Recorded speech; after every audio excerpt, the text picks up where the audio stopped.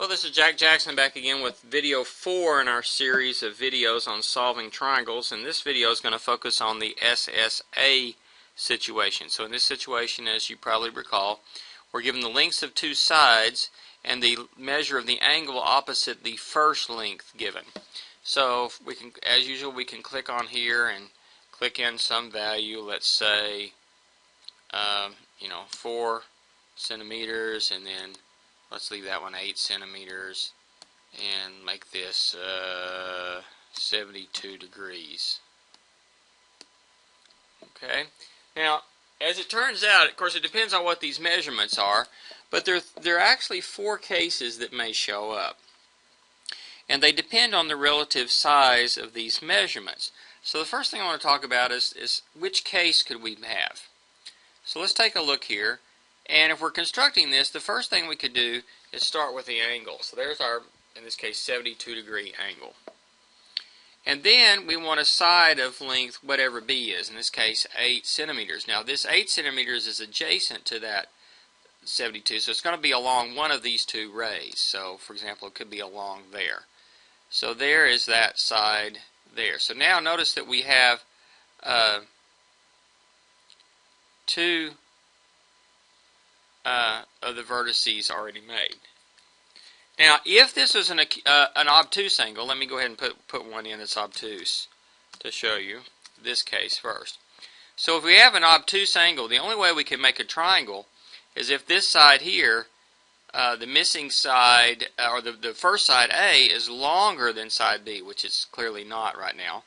So there's no solution possible.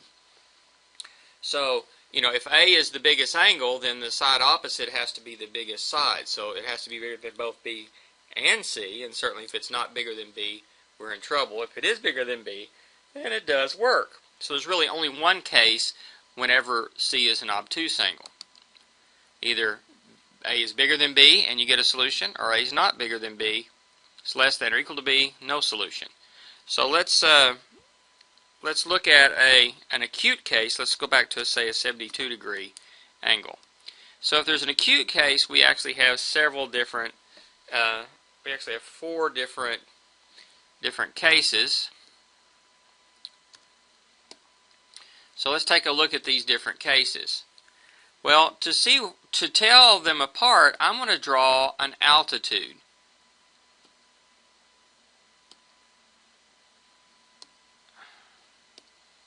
Why am I not seeing the altitude here? Okay, I'm not sure why this is not constructing an altitude. I'll reconstruct it. So what I do is I make a perpendicular line here.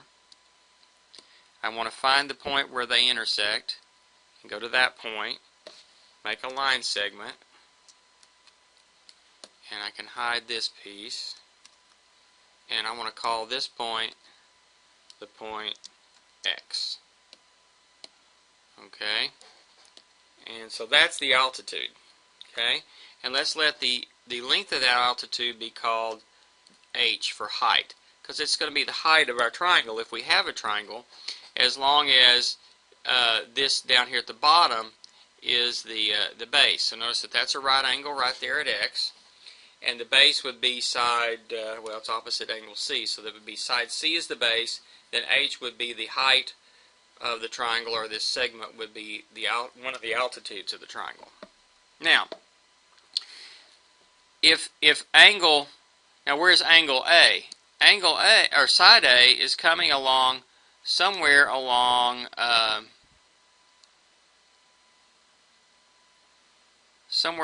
here, and if it's too short, namely if it's shorter than H, then there's no such triangle is going to work, so no possibility. Well, how long is H? Well, let's look at this. We have a right triangle from A to C to X, where X is the right angle. Well, so that means that the sine of angle A, let's kind of mark angle A there, the sine of that angle is opposite over hypotenuse, so that's going to be H over B. So sine of angle A is H over B, so B times the sine of A is H. So if this side here ultimately needs to be our red side, A, and if that turns out to be less than H, it's not going to be long enough to reach. Now, if it's just exactly the same as h, then it will reach exactly once. So case 1 was where a was less than h, a is less than b times sine of a. And if that's true, then a is too short, and it's no triangle possible. It's a no solution case. And if we have, however, if a equals h, in other words, a equals b sine of a, then there's exactly one triangle solution with the right angle is down here at x. X and b are the same, and there's one solution. But notice if it's a little bit longer than h, look what happens. There's two solutions, one over here and one over here, as long as it doesn't get too long. And so we get that. Now what happens if it's too long? Well, if it's long enough to be the same as a, then there's really only one solution over here. Or if it's longer still, there's only one solution over here because that circle that I've drawn here only touches once.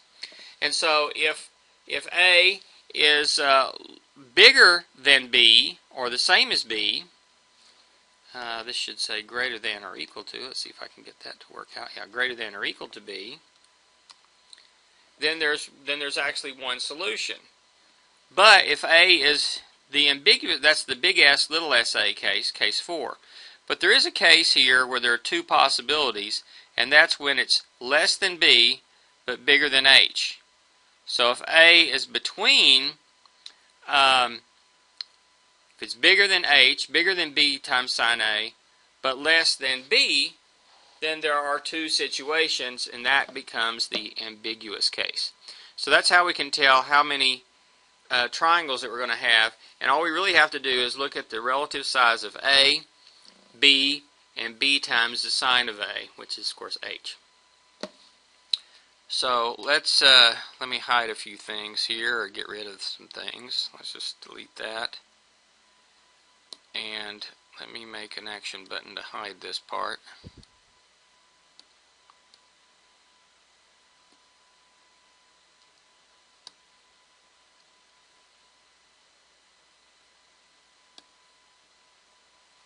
Okay. All right. So that's how we can see which cases we're in. Now, so let's go through the computations now as we do one. So in this case, which one are we in? Well, if we construct, let's see, start with the angle, then the side, and then we try to do the opposite side. In this case, we can see that it's too short. So there's no solution here. Now, when we do the computations, it's undefined, so nothing's showing up here. Okay, so let's how would we see that it's undefined? Well, when we start trying to work out the law of sines, it doesn't work out. So let me pull this up, and I'll kind of show you what's going to happen. And of course, we can do it two ways. We can do it by our little rule that we just checked. And we check to see that a is less than b times the sine of a. If that's true, then there's no solution, and that's what we have here. 4 is less than 8 times the sine of 72 degrees. So let's figure out what h is. So that's let's see, mode degrees. Okay, 8 times the sine of 72 degrees. And that is, so h here is 7.608452213. And if a is less than that, then there's no solution. So we could just stop right there. But if we didn't think to do that, and we just kind of blindly went into this problem, we're also going to see a problem. So notice that we know in the side-side angle situation,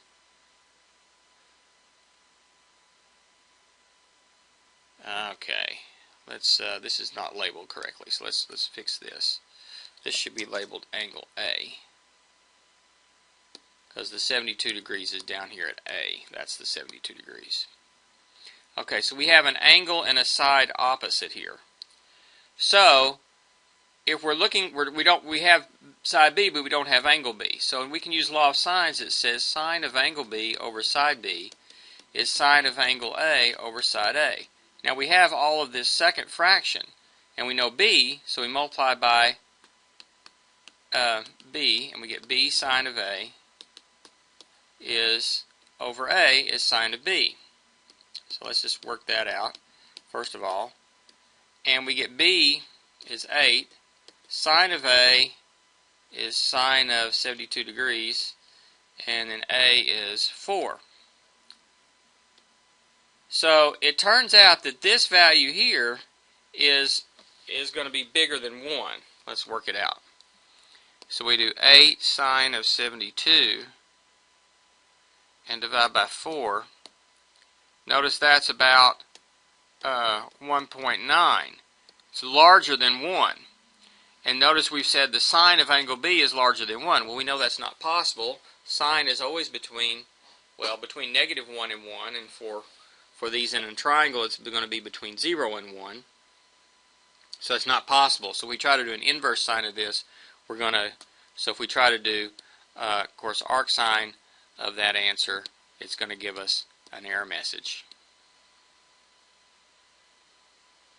Okay, so that's our indication that this is a no solution case. Okay, so let's make it a little bit bigger. Well, there is a place where it's exactly the same size as H.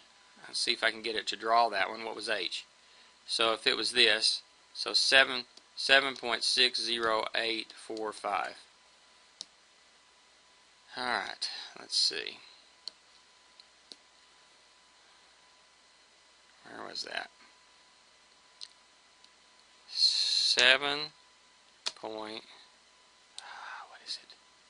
60845. Let's go ahead and put whatever digits I've got here. 213. Okay, so if we do this one, it should be exactly so that we get a right angle there.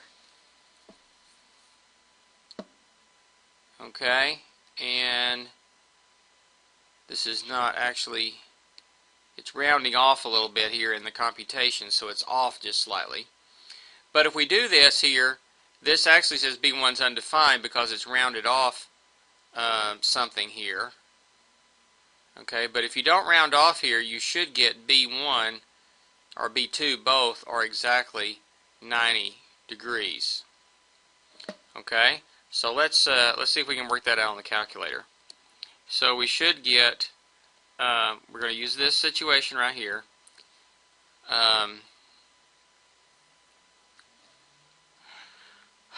Okay, let's store that. Let's store that value as A. 7.608. Well, let me just do it this way. 8 times the sine of 72. If that's exactly A, let's put that in as A. Okay, and now we're going to use, okay, the inverse sine of parentheses B, which is 8, times the sine of A, and divide by little a. Oh, I'm sorry, that was A. Alpha A is little a. Angle A was the given angle of 72 degrees. So let's go back and get that right.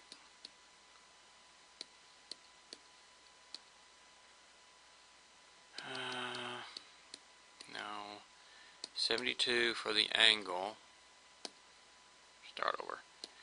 Inverse sine, percent parentheses 8 times the sine of 72 degrees, and divide by that side that we figured out, which I'm going to call alpha A.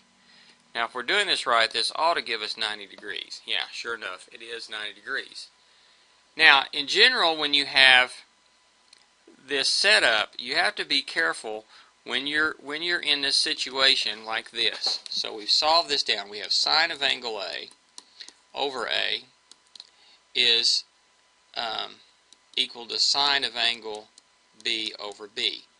So we get to this situation here, So sine of angle B is B times sine of angle A over little a. We know everything on the right side. But here you have to be careful. To solve for B, one option is the inverse sine of B times sine of A. And you're dividing by A. But there is another option. There is another angle who has the same sine that's a legitimate kind of an angle for a triangle in some cases, and so this is an acute angle over here. But we could have an obtuse version over here, acute, okay, or they could both be right, which is our case right at the moment. So B could be 180 degrees, minus that same thing we got over here.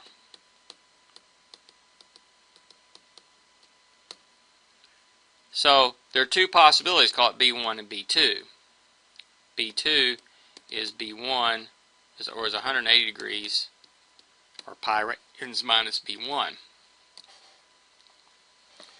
Okay, because remember in our circle, if we have angles here and here, they're going to have the same sign whenever the reference angles are the same. So if this is theta, this guy here is pi minus theta, or 180 degrees minus theta. So theta is the inverse sine of B sine A over little a. Then B2 is 180 degrees minus that angle.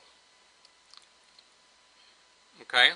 Now, what happens in our case, in this case that we just looked at, however, is that this is 90 degrees. I'll say acute or right. And this is obtuse or right. And what happens is, when they're both right angles, if one of them's a right angle, so is the other. And that's what we have here. It says undefined here, but it really should say 90 degrees. It's because of the rounding off it made it undefined. But it's actually 90 degrees, and then this is 90 degrees here. So it's really just one case. So that's the right angle case. Okay? And in this case, did it work it out? Actually, it worked it out here and said it was 90 degrees. Okay. And then you can figure out the other angle by subtracting from 180 degrees, so that left 18 degrees for angle C. And then we can use the law of sines here, A times sine C over sine A, to get side C. And then the area, of course, is 1/2 AB times sine of C. And we can work that out. And there's only one case in that case. Now, on the other hand, if we make this just a little bit bigger, well, if we make it bigger than B, let's do that fourth case next. If we make B bigger than, no, not the angle. If we make side A bigger than B, so let's make it, like 10. So if we make it 10, then they're back to one solution again. Okay? And so here we get, so let's work it out. We do inverse sine of B sine A over A, just like before. We get 49.54 degrees for the angle here.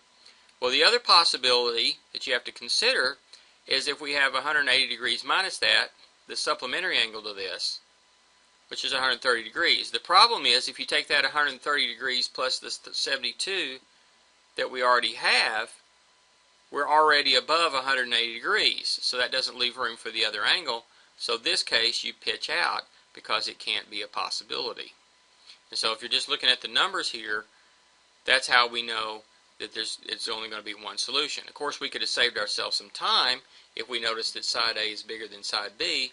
We know it's just one solution. We can pitch out this obtuse solution automatically. Okay, because if A is bigger than B, then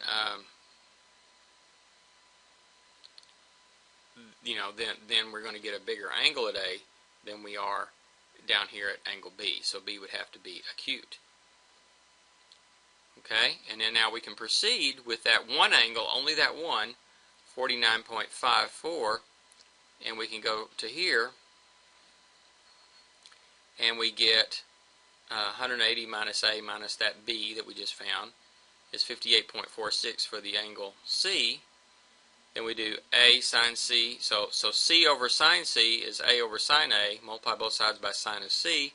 Plug in the C that we just computed, the A that we know, the capital A that we know, and this gives us our side C, and our area is 1/2 A times B times sine C, and we get that to be about 34 square centimeters here. Now let's look at the harder case. Let's look at the ambiguous case.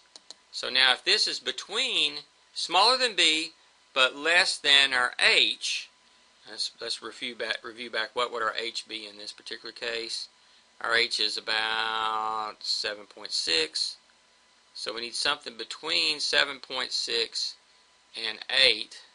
So let's do 7.8. And now look at this. We have two triangles. One triangle is right here, and it has a set of measurements with it. And then there's another triangle right there that has its own set of measurements. So two different triangles, because this red circle meets this 2 times now, because it's bigger. A is bigger than H, but less than B. Okay, so this time when we do our computation, B sine A over little a, and do the inverse sine, you can do this in your calculator, you're going to get 77.28 degrees. But the other possibility is you get 180 degrees minus that 77.28, and that is about 102. And notice the 102 plus 72 is not quite 180 degrees, so it still leaves, 5 point something degrees for angle C. So that's still a legitimate possibility. So this gives us two cases. Okay, let's work them out.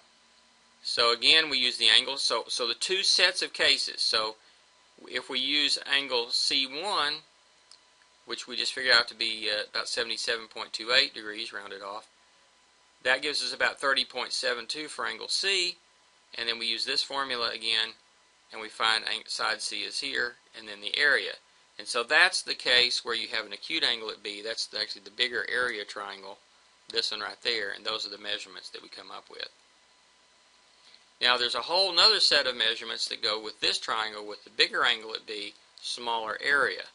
Okay, and that triangle you'd get by using triangle 2, you get by using B2, which was 102.72 degrees. Again, I'm not going to use the rounded off version. I'm going to use all the digits in my calculator and then work this out, and we get the different cases there. So C2 is this, the little c that goes with that, use this formula here, 0.75, and then we get the area that goes with that triangle, which is a smaller area than we had before. So it's completely two sets of triangles. This one has a purple one has a smaller triangle area, but a larger angle at B as the obtuse angle. Notice again these angles here, the two possibilities at B, are actually supplementary. If you add those up, you get 180 degrees. That gives you different sizes for side C, gives you different angles for angle C, gives you different areas that go with it. So two complete sets. So that's the ambiguous case. Alright, so that goes through the different cases, how you can tell them apart, and I did an example of each case. So you may want to go back over that again and see how that works, and practice working with some of these triangles, solving triangles.